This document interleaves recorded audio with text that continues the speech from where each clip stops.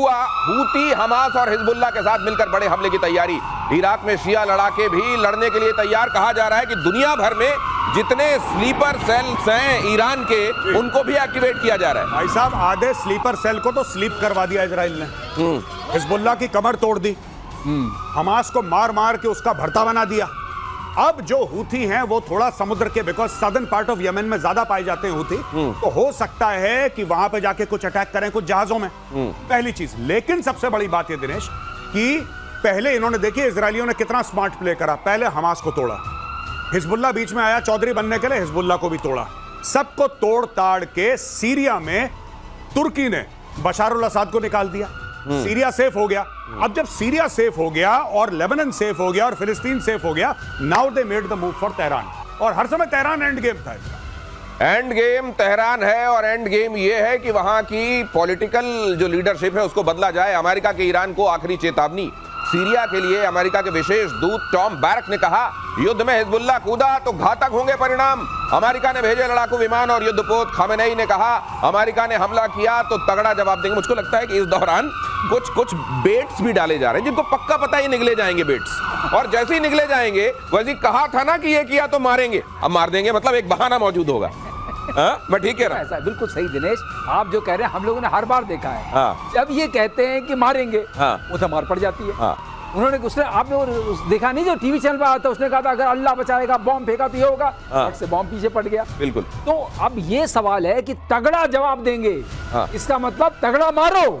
तो उल्टा है। और सर क्या ऐसा, सर मैं आपसे पूछता हूं सर, क्या ऐसा हो सकता है कि खमेनेई जो डेली ट्वीट करता है, इसका भी ट्वीट हैक कर दिया हो किसी ने? इसका ट्विटर किसी ने, भगवान ना, मैं अज्यूम कर रहा हूं, अगर आप टीवी हैक कर सकते हैं तो उसका ट्विटर हैंडल ट्वीट, तुम्हें हिम्मत है, खमेनेई ट्वीट कर रहा है, तुम्हें हिम्मत है तो मुझे मार के दिखाओ। बिल्कुल सही। मसाइल कहानी खत्म। फिर से हिम्मत हो तो फिर से मार के देखो। मुझे लगता है ये ना खुद इजरायली कर नहीं, मुझे लगता है कि इन्होंने जिस फोन से ये ट्वीट हो रहे हैं उस या कंप्यूटर से, उस जगह को रखा हुआ है इन्होंने ईरान में किसी जगह, और ये मॉस्को में बैठ के बता रहे हैं कि भाई साहब इसमें इस बार ये करके लिख दो, और लोगों को ये लगना चाहिए कि उस बंकर से आ रहा है ये मुझे लगता है कि ये भी हो सकता है खुद को बचाने के लिए। अगली खबर की तरफ आपको लेकर चलता हूं। ईरान पर चौतरफा हमले के लिए अमेरिका रेडी। ईरान पर किसी भी वक्त हमला कर सकता है अमेरिका। मिडिल ईस्ट में अमेरिका के 60 एयर बेसेस हैं, और ये तो सिर्फ अमेरिका की बात हम आपको बता रहे हैं। ब्रिटेन भी कैसे सीन में आ रहा है वो भी आपको बताएंगे। अमेरिका ने इन दिनों उस जगह को सुपर एक्टिवेट कर दिया है।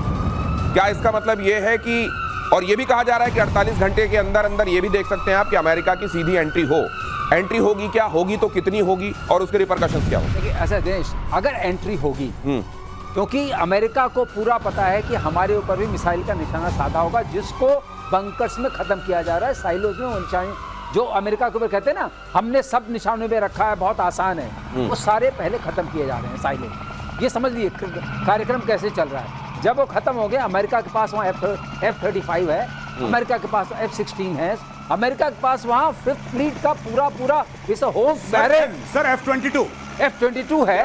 तो वहाँ पर असेट्स बहुत हैं, सर्विलेंस असेट्स हैं, ड्रोन्स हैं, लोग हैं। कतर में करीब 40-50 की फौज है, वहाँ पर 8 कंट्रीज में है।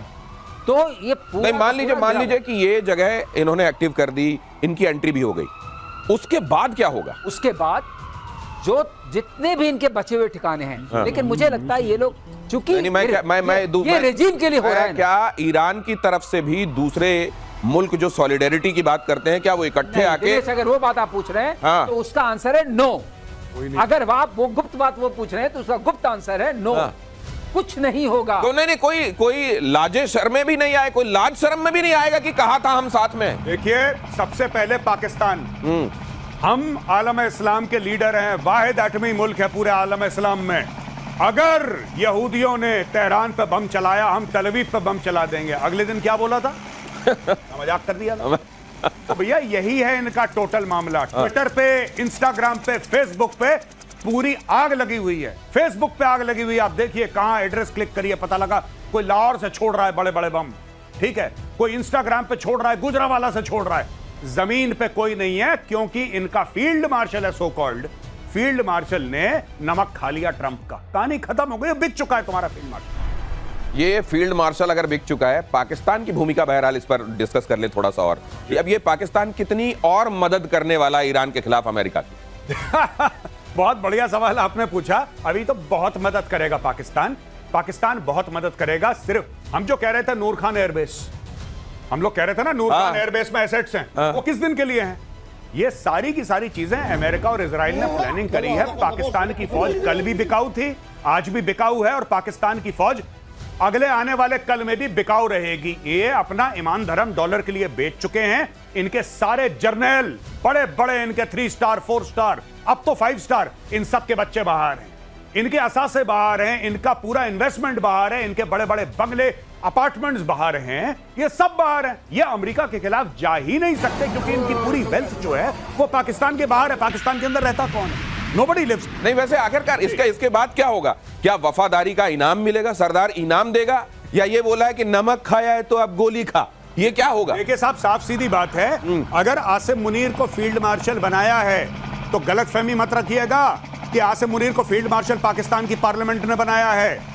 अमेरिका के आशीर्वाद के बिना नहीं बन रहा वो, पहली चीज। दूसरी चीज, इतनी तारीफ करी पाकिस्तान, ये तो पाकिस्तान, वो पाकिस्तानी खुद कंफ्यूज हो गए कि भैया क्या हमने करके दिया जो इतनी तारीफ हो रही है? Pakistan makes great products, Trump कह रहा है। पाकिस्तानी फिर कंफ्यूज हो गए, ऐसा हमने क्या बना दिया आतंकवादियों के अलावा जो ट्रंप भाई इतनी तारीफ कर रहे हैं, फिर उसको बैठ के खाना प्रोडक्ट है। ये सारी की सारी जो चीजें हैं भाई, सारी की सारी चीजें यही हैं कि पाकिस्तान ईरान की पीठ में खंजर उतारेगा। ये लाहौरी खून है, इसने यही करा है, यही करता चला आया है, यही इनकी चीजें हैं। बस इनको यही, इससे पैसा लिया उसको धोखा दिया, उससे पैसा लिया इसको धोखा दिया। दिनेश, कुछ फौजें भी चाहिए लाइन के ऊपर ना, बॉर्डर के ऊपर। हाँ, सही बात। यहीं से जाएंगी। हाँ। नमक खाया है सरदार का, तो सरदार का लिए गोली खाना पड़ेगा। ले गोली खा। तो सर, ये एक बार उन्होंने पहले कहा था कि अब मैंने ये कहा था कि जब भी उधर से कोई गोरा मेहरबान होता है, पाकिस्तान में लाशें गिरनी शुरू होती हैं। नहीं, ये बात मेरे को बहुत कैटेगोरिकली याद है। अगली खबर बता रहा हूं मैं आपको, ईरान इजराइल वॉर के बीच ब्रिटेन से बड़ी खबर। ब्रिटेन ने कैबिनेट को अलर्ट पर रखा, एयरक्राफ्ट कैरियर को मिडिल ईस्ट भेजा। क्वीन एलिजाबेथ स्वेज नहर को पार कर चुका है, ये भी मिडिल ईस्ट पहुंच रहा है जी। मतलब ये भी शाना बशाना खड़ा होने वाला है क्या ईरान के खिलाफ? बिल्कुल साहब, बिल्कुल। और जब अमेरिकन फोर्सेस जाती हैं तो यूके की फोर्सेस और कनेडियन फोर्सेस साथ साथ चलती हैं। ये देखिए, क्वीन एलिजाबेथ वहां का सबसे बड़ा एयरक्राफ्ट कैरियर ये पहुंच रहा है मिडिल ईस्ट में। एक तरीके से जो सिचुएशन बनी हुई है, अब इसकी भी भागीदारी होगी। वहां के कैबिनेट को अलर्ट पर दिया गया है। सर, इसके देखे जाने के क्या मायने? इसके देखे जाने के मायने ये हैं कि ये सारे के हमारे यहाँ एक कॉन्सेप्ट होता है दिनेश, कॉन्सेप्ट ये होता है कि जो हमें ठिकाने, हमें मारने हैं, या इसको हम कहते हैं सरलीकरण भाषा में टोकने हैं, उसके रेंज में हम पहुंच जाए। तो ये जहाज क्या करते हैं, एयरक्राफ्ट कैरियर्स आपके जहाज को उस रेंज से के पास ले आते हैं। तो आपकी जो मिसाइल्स हैं, जो छोटी वाली दूर की मिसाइल्स हैं, वो भी कारगर हो जाती हैं, क्योंकि वो सस्ती होती हैं। ज्यादा दूर वाली मिसाइल्स बहुत महंगी होती हैं, राइट। तो आपका हमेशा कम होती है। अब आप सस्ते में निपटाएंगे, मतलब पहुंच पास में आ गई। हाँ। थप्पड़ मारने के लिए आप करीब पहुंच गए। हाँ, तो वो ये काम करता है। ये स्वेज नहर के करीब से गुजरते हुए क्वीन एलिजाबेथ एयरक्राफ्ट कैरियर, उसकी तस्वीरें आपको दिखाई हमने। और अमेरिका के रुख से ईरान घबराया, सेजिल मिसाइलों से हमले की तैयारी। ये बताएंगे आपको। आप बता रहे थे सर, आपने 3-4 मिसाइल, मुझको याद है कि आपने इसका भी नाम लिया था। यूएस नेवल बेड़े को करीब पहुंचने से रोकने का प्लान।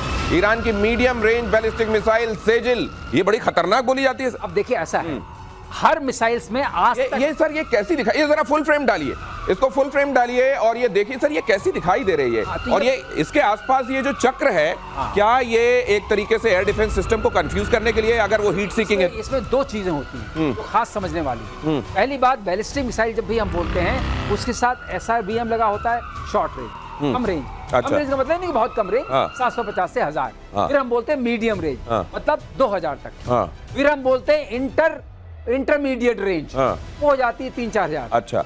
उसके बाद हम बोलते हैं इंटरकॉन्टिनेंटल बैलिस्टिक, ओके, तो वो हो जाती है 5 से 7 5000। अच्छा, 5000 ऑनवर्ड कॉन्टिनेंट से दूसरे कॉन्टिनेंट पे पहुंच सकते हैं। ठीक। अब ये तो सरलीकरण हो गया।